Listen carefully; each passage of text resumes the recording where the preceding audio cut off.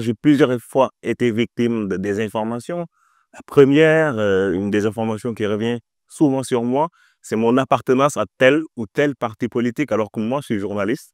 La deuxième, c'est mon image qui a été utilisée par l'intelligence artificielle pour me faire une vidéo de promotion de paris sportifs. Bonjour, je m'appelle Eli Mandao, je suis journaliste et correspondant France 24 à Dakar. Oui, j'ai été plusieurs fois même victime de désinformation en ligne. La désinformation qui revient le plus sur moi, c'est que je suis affilié à tel ou tel parti politique.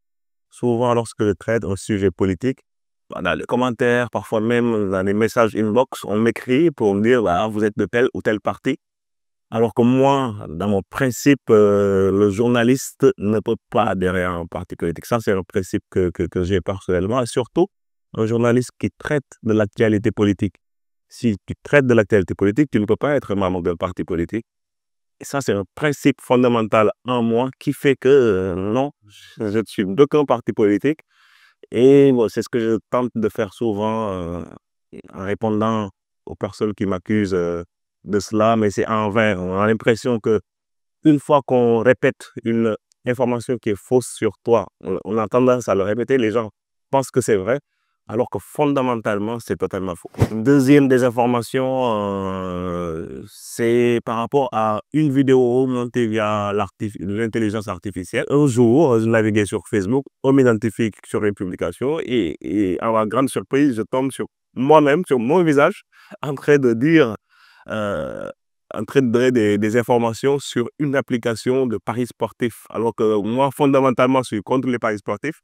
J'ai même fait des reportages sur les dangers des paris sportifs.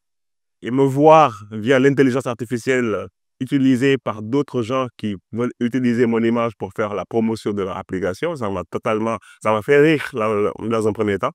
Avant, avec un peu plus de recul, de voir quand même que c'est quelque chose de totalement insensé et mon image a été touchée par cette publicité qui continue toujours jusqu'à présent. Et juste, je ne passe pas une semaine sans qu'un de mes amis m'interpelle pour me dire comment on fait pour jouer à tel jeu, alors que moi, je n'y connais absolument rien. Je n'ai jamais été l'auteur de cette vidéo. J'ai déjà fait, pour moi, la première démarche, c'est de n'informer les gens avec qui je travaille. Parce que ce n'est pas que mon image qui a été utilisée, c'est l'image de France 24 qui a été utilisée également. Et l'image également de ma consoeur Fatima Tawanou qui présente le journal de l'Afrique les week-ends. J'ai d'abord fait la démarche d'informer ma hiérarchie. Et après, bien évidemment, l'idée, c'est de faire un post sur Facebook pour informer quand même à vos amis que si vous voyez telle image, mon image associée à ces paris sportifs, ce n'est pas moi. C'est une intelligence artificielle. Je pense que ça se voit même les lèvres. Parce qu'une vidéo d'intelligence artificielle, à ce stade actuel, on arrive à les reconnaître par la voix qui fourche un peu, par les lèvres qui ne sont pas synchro. Et je sais que les deepfakers, ceux qui sont l'auteur de ces deepfakes, vont continuer d'améliorer leur outil. Peut-être dans 10 ans, on a pu faire cette différence. Il faudra d'autres outils. Donc, sensibiliser mon entourage, mes proches, mes amis. Et à chaque fois qu'on m'interpelle là-dessus, je répète la même chose, que c'est totalement faux. Mon message au public, c'est vraiment de toujours faire attention. On est vraiment dans un monde d'une prolifération gigantesque de l'information et de la désinformation.